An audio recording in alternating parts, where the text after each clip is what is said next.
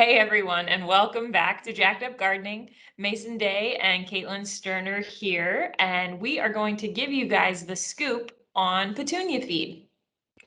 Caitlin, first off, don't think I missed that pun with the scoop, fertilizer scoops. I got it. So, yeah, but that's right, Caitlin. One of our more popular formulas for both professional growers as well as home gardeners is our Petunia feed. And it's a classic for petunias and calibrachoa, but don't get caught up in the name Petunia feed, as this 22-6-20 formula is great for a variety of plants that prefer lower pH in the 5.4 to 5.8 range and love iron. Other plants that fall into that petunia group might be pansies, zinnia, vinca, verbena, and lantana, my favorite, and snapdragons, just to name a couple. Yeah, so since this group of plants love iron, we incorporated iron chelates into this formula, giving an extra boost of that specific micronutrients that these plants crave.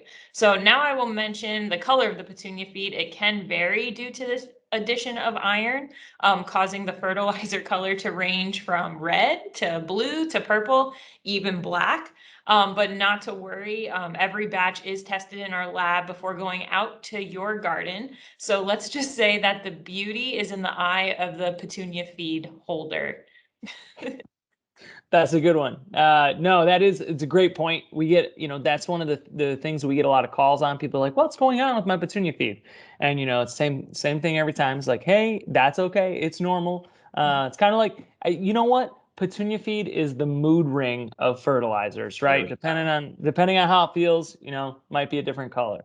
But you'll see on the label, we've highlighted it's good for hard water sources. Petunia feed tends to be an acidic formula, which is great for lowering that pH of hard water sources where, that pH tends to just naturally be higher, making the nutrients more readily available for those plants to absorb. Yeah, and when applying petunia feed, you pretty much have two options for application methods. For weekly feedings every 7 to 10 days, you should mix it at 1 tablespoon per 1 gallon of water.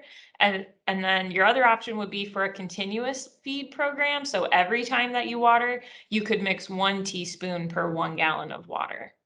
And a quick note on feeding/watering, your hanging baskets and containers, make sure to apply the solution until it runs through the bottom of the pot. This indicates that the root zone was thoroughly watered and saturated.